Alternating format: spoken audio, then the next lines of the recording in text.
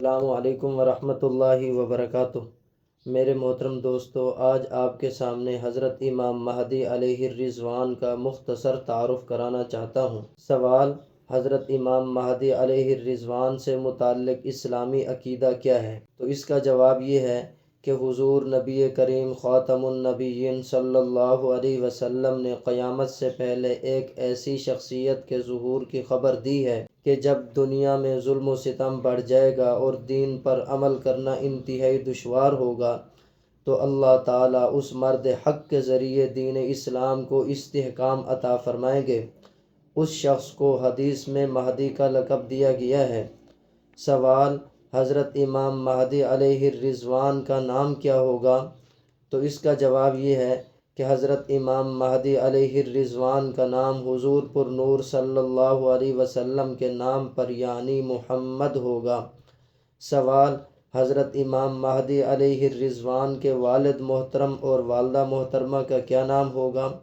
تو اس کا جواب یہ ہے کہ حضور نبی کریم خاتم النبیین صلی اللہ علیہ وسلم کے والدین کے نام پر حضرت مہدی علیہ الرضوان کے والد محترم کا نام عبداللہ اور والدہ محترمہ کا نام آمینہ ہوگا، اور آپ حضرت فاطمۃ الزہرا رضی اللہ عنہا کی اولاد میں سے ہوں گے۔ سوال: کیا مہدی اور مسیح ایک ہی شخصیت کے دو نام ہیں؟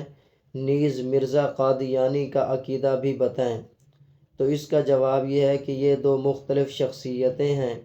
حضرت مہدی علیہ الرضوان حضور پر نور صلی اللہ علیہ وسلم کی آل میں سے ظاہر ہونے والے ایک مرد حق کا نام ہے، جنہیں عرف عام میں امام مہدی علیہ الرضوان بھی کہا جاتا ہے، اور مسیح حضرت عیسیٰ علیہ السلام کو کہتے ہیں، جو ایک دفعہ نبی بن کر آئے اور پھر زندہ آسمان پر اٹھا لیے گئے اور دوبارہ قیامت کے قریب نزول فرمائیں گے۔ مرزا قادیانی خود کو مسیح بھی کہتا ہے اور مہدی بھی کہتا ہے۔ اس طرح وہ ایک میں دو اور دو میں ایک کا قائل ہے۔ سوال: حدیث نبوی صلی اللہ علیہ وسلم کی روح سے مہدی و مسیح میں سے کون پہلے ہوگا؟ تو اس کا جواب یہ ہے کہ حضرت مہدی علیہ الرضوان پہلے ظاہر ہوں گے، ان کے بعد سیدنا حضرت عیسیٰ علیہ السلام نزول فرمائیں گے۔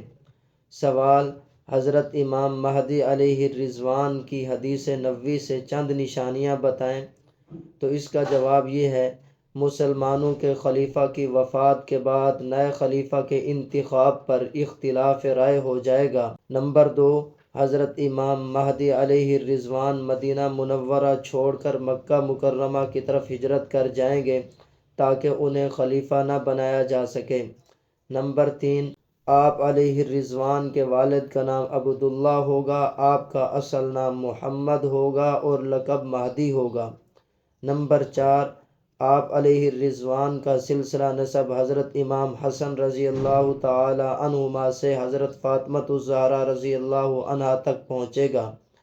نمبر 5، جب آپ مدینہ سے ہجرت کر کے مکہ مکرمہ آ جائیں گے تو دوران طواف لوگ آپ کو پہچان لیں گے اور بیعت کی درخواست کریں گے۔ نمبر 6، آپ کے انکار کے باوجود لوگ آپ کی بیعت کریں گے۔ مجبوراً آپ حرم شریف میں مقام ابراہیم اور حجر اسود کے درمیان لوگوں سے بیعت لیں گے۔ نمبر 7، آپ کی بیعت کی شہرت پوری دنیا میں پھیلے گی اور ملک شام و عراق کے ابدال آپ کی بیعت کرنے چلے آئیں گے۔ نمبر 8، آپ 7 سال تک حکومت قائم کریں گے۔ نمبر 9، آپ کے زمانہ میں پوری دنیا میں اسلام پھیل جائے گا اور لوگ مالدار ہو جائیں گے، کوئی زکوٰۃ لینے والا نہ مل سکے گا۔ نمبر 10، آپ کے زمانہ میں حضرت عیسیٰ علیہ السلام کا نزول ہوگا۔ نمبر 11، حضرت مہدی ہی کے سامنے دجال کا فتنہ اٹھے گا۔ نمبر 12، جب آپ کی وفات ہوگی تو لوگ آپ کی نماز جنازہ پڑھیں گے۔ سوال: حدیث نبوی کے مطابق جب حضرت عیسیٰ علیہ السلام کا نزول ہوگا تو حضرت مہدی علیہ الرضوان ایک مسجد میں نماز کی امامت کے لیے کھڑے ہو چکے ہوں گے، بتائیے کس مسجد میں؟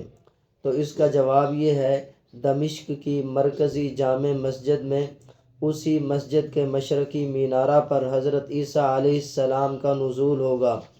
سوال بتائیے، حضرت عیسیٰ علیہ السلام کے نزول کے بعد حضرت مہدی اور حضرت عیسیٰ علیہ السلام میں سے کون نماز فجر یا عصر کی امامت کروائے گا؟